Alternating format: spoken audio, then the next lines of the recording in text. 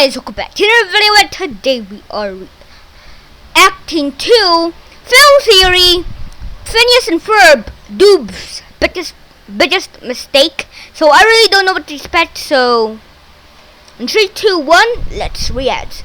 By the way,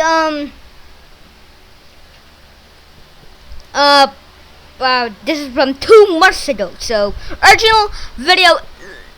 the original video link is in the description, so in 3, 2, 1, let's react.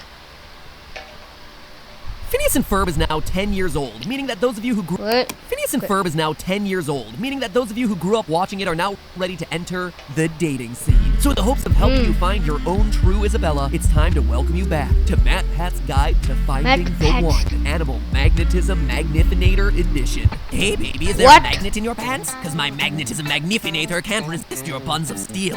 Have you seen Perry? Is that the name of your platypus? No. Oh. Hey girl, has anyone ever told you that you're a real babinator with your settings cranked up? Babinator? What you doing? What? Oh. Okay!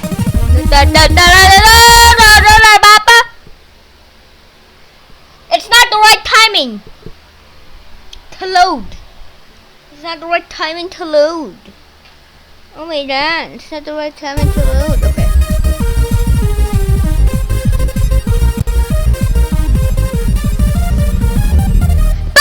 Hello Internet, welcome to Film Theory, the show that looks at the animated characters who do crazy science and does even crazier science off their work. Today I'm returning to the world of Phineas and Ferb, which we did an episode on a couple months back. If you haven't seen that one, definitely go check it out. We basically prove that Dr. Doofenshmirtz is secretly the good guy, a sleeper agent for the OWCA. Episode is linked in the upper right hand corner of the screen, so if you're so excited that you need to go watch it right now, well then, you know where to find it. Otherwise, just click the link at the end of the video. But even though that episode talked about how old Dr. Doof's not such a bad guy after all, it doesn't mean that he's not without a few flaws. Okay. We've all got our shortcomings, but it just so happens to be that Dr. Doofenshmirtz's weakness is literally his entire job. Starting from the very beginning, episode 1 of the series, very beginning, so-called evil scientific genius basically doesn't even science, bro. This guy has hundreds of inventions over the course of the series, but the Magnetism Magnifinator from the pilot episode is not only the first that we see, but it's also the one that gets referenced time and time again over the next 4 seasons. Okay. You must separate the magnet from the magnifinator before it is too late!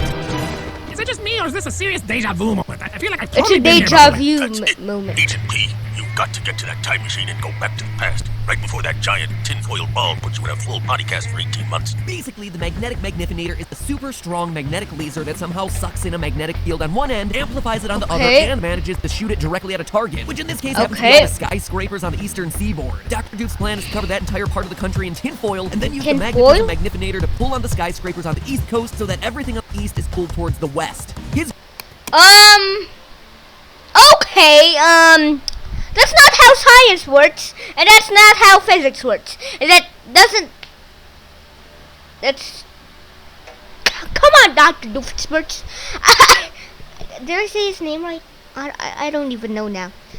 Come on! Does it work like that? Science doesn't work like that. Come on. It's not gonna work. His goal is to ultimately reverse the rotation of the Earth. Why would he want to reverse the rotation of the Earth? Yeah. Well, that's a bit up in the air. You may well ask yourself, why would he do this? Well, let me just answer that by saying I haven't really worked out all the bugs yet. I mean, you know, the tinfoil alone cost a lot. But is Dr. Doof's most infamous invention of the entire series a scientific success, or just a load of electromagnetic excrement? Well, it seems like his invention is a complete disaster in every way. Today's episode actually looks at the science behind the magnetic magnifinator to reveal just how advanced Doof is, and probably more accurately, how smart the creators of the show were when they were designing this thing. And then I'll just talk about the critical flaw that makes this whole thing fall apart. So get ready. Today is Dr. Doofenshmirtz is... I don't even know how to say his name. I'm just gonna say Dr. Doof's biggest mistake is he always has a self-destruct button on the freaking invention. He always has a...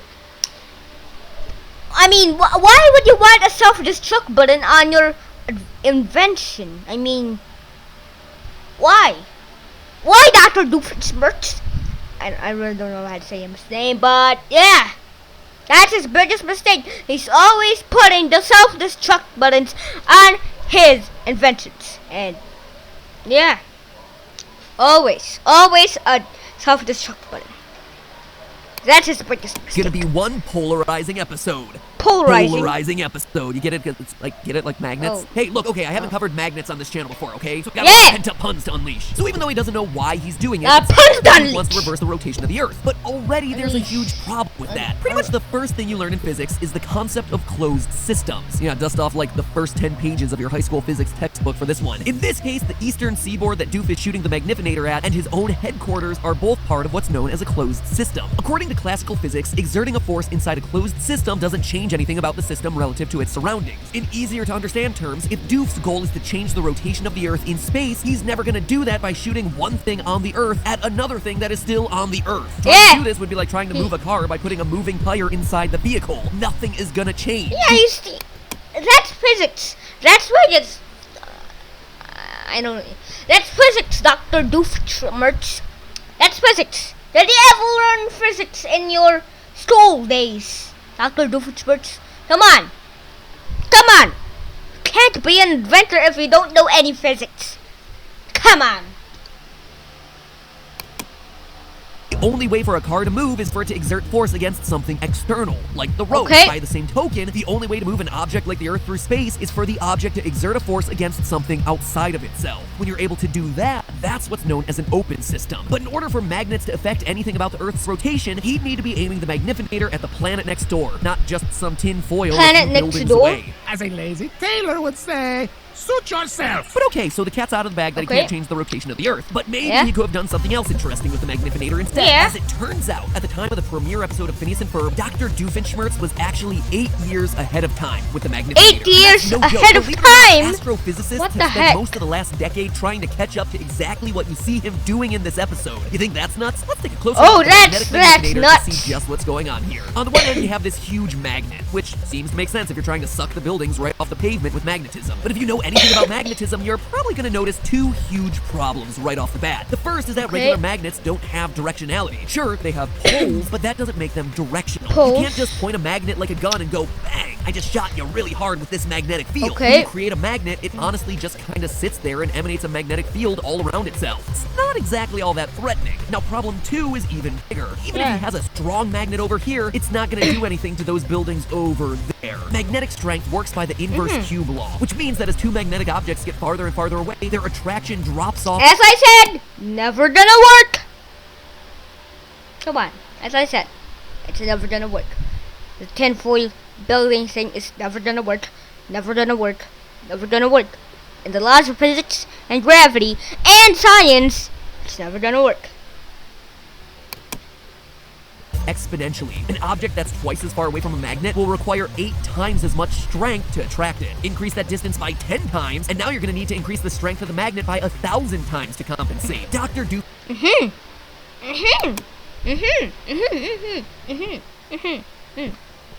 Doofenshmirtz is trying to use his magnet to pull on buildings a kilometer away, which is basically Yeah. impossible for any magnet that exists on Earth. The strongest Yeah, magnet that basically. currently exists in the world today is located at the National High Magnetic Field Laboratory in Florida, which has a magnetic strength Okay. of 25 Tesla. That's Tesla, the unit 25 used to measure Tesla? magnetic fields and not, Oh. the car. 25 Tesla Okay. is 500,000 times stronger than the Earth's own magnetic field, which seems ridiculously strong, but then remember, It seems ridiculously strong. Sorry if you got your ears blown, but I just need to do it for the entertainment and for the lights. I need the lights. Come on. that we as people living on the surface of the Earth don't even feel the Earth's magnetic fields. And the only way Elon that we ever Musk. even do notice Tesla Roadsters and Elon Musk. Okay. it is if we're using an instrument sensitive enough to detect it, Okay. like a compass. So to get around these two major problems, Dr. Doofenshmirtz either needs to focus that magnet or find a way to get that magnetic field a heck of a lot closer to those buildings. And bizarrely enough, Yeah. that is exactly what we see him doing in the show. What? You heard What the that heck? right. Dr. I heard Doof that is right. doing the right thing. The right thing? Take another look at the What parts the of the heck? Magnifinator, namely this tube right here and what looks to be a concentrated magnetic laser beam that he shoots out towards the sea. He probably didn't know it at the time, but these are now real things that the most advanced physicists in the world are still working to develop. The first is this Okay. magnetic pipe, or hose, which is 100% real. By placing a magnetic field close to the opening of a specialized tube, theoretical physicists or just theorists, as I like to call them, have actually managed to preserve a magnetic field over a much longer distance than the field would have existed by itself. Right now, they believe they can actually preserve 90% of a magnetic field in a magnetic superconductor hose, transporting magnetism in a way that previously seemed impossible. The other thing that's going on here is potentially even more exciting, because it doesn't just involve magnets, it also involves lasers, which are just inherently cool. We can see that the Magnifinator doesn't just seem to be a plain old magnetic field generator, it's a laser beam at one end. And once again, Dr. Doof is way ahead of his time, creating what would have been the world's first super laser, something that, as of 2016, is being built for the first time ever. As of 2016. This was uploaded in 2018. It said as of 2016. Maybe they're done. Maybe they're done. 2 years is enough. Probably. These magnet lasers are pretty much exactly what they sound like. They're ultra-powerful lasers that have the special ability of creating extremely powerful magnetic fields. Thousands of times more powerful than any magnetic field humans have created in the past. Basically, these things would be a lot like Metroid beams. The physics behind them are incredibly complicated, and if you're a Faraday effect aficionado, then I invite you to dive into these things in the comments. But for what we're talking about right now, I'm basically going to boil it down to the very top level. Okay, lasers, boil it down. Streams of super-energized electrons, they start to get all kinds of special properties as you turn up the intensity of the laser. One of the special properties that starts to happen is radiation friction, or RF. This is basically the friction between electrons at incredibly high energy levels, which gives you more than just atomic rug burn. It actually creates an ultra-powerful magnetic field around the laser beam. Again, this is the made-for-YouTube version of this incredibly advanced science, so if this sounds interesting to you, then have a look at the stuff. It is literally as close as humans are going to get to magic. Anyway, what you come out of this process with is a magnetic field on the order of 1 billion Gauss, which is a big number that doesn't mean a whole lot if we don't have anything to compare it to. So for comparison, what's Gauss? I haven't learned science before, so this is all new to me, and I don't understand anything that he says. So, pack up the Gauss. I don't know what Gauss is. It's Gauss, not Gauss. It's probably Gauss, but it's Gauss. Why is it not playing? An MRI machine creates a magnetic field of 70,000 Gauss, which is enough to interfere with pacemakers, metal prosthetics, or any electronics that get near the thing. And that means 1 billion Gauss is really powerful then, because it's 1 billion Gauss. I don't know. This magnetic field is in the billions, basically an astronomical level. You can do things with this level of Gauss like contain nuclear fusion. It's the kind of thing that rivals the magnetic strength of a neutron star. You heard that right. Doof created a device that rivals the power of stars. Right, it rivals the power of stars. Do some serious damage. If you give me another chance, I promise to hurt you in the right way. Cartoonish physical violence and elaborate trap constructed out of strange things I purchased over the internet. Okay, so far we found a way to make the Magnifinator crying! In theory, but stop crying, it all comes undone. To create what he thinks will be a super strong magnetic attraction, Dr. Doofenshmirtz covers all the skyscrapers on the eastern seaboard with tinfoil. So let's see what happens at the big moment when he thinks he's gonna rip them all up. Oh, the eastern seaboard, thereby reversing rotation of this.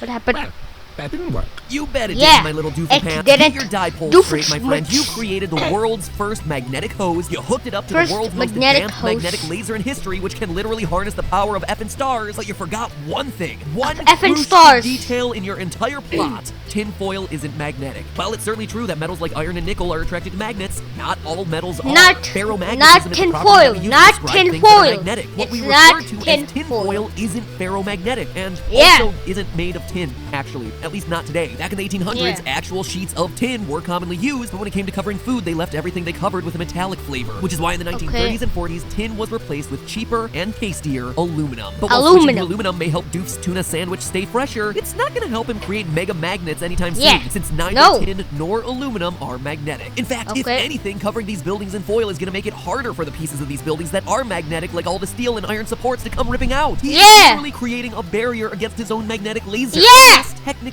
iron foil does exist and would be magnetic here, but Dr. Doof specifically says that he uses tinfoil because, I mean, the tinfoil alone costs a lot. If you were to upgrade to iron foil to cover even the one city section that we see on screen in the episode, which is just a tiny fraction of the real Eastern Seaboard, it would cost at least $742,500. And we know realistically that for the entire East Coast, he'd have to repeat this dozens to hundreds of different times. So in the end, despite all the resources and incredibly advanced technology Dr. Doofenshmirtz has at his fingertips, from ultra lasers to theoretical physics, physics, his whole plan is undone by not paying attention to the most fundamental rules of magnetism. The stuff that we learned in like third grade. And instead of taking over the world in the very first episode, he gave us 4 more seasons of Phineas and Ferb science to dissect. So don't worry, we'll have plenty more of his plans to foil over on this channel. So make sure you activate that subscribe-inator you see on screen right now so you're around as we cover more classic Disney Channel and Nickelodeon shows. Everything from Danny Phantom. Subscribe-inator! Really? Really? Subscribe-inator? Really? Okay. So yeah guys, thanks for watching, and of course, goodbye. I'm not doing the hand thing because it's boring. Boring! Okay. Thanks for watching. And hit that subscribe-inator and notification-ator and click that like-inator so that says watching.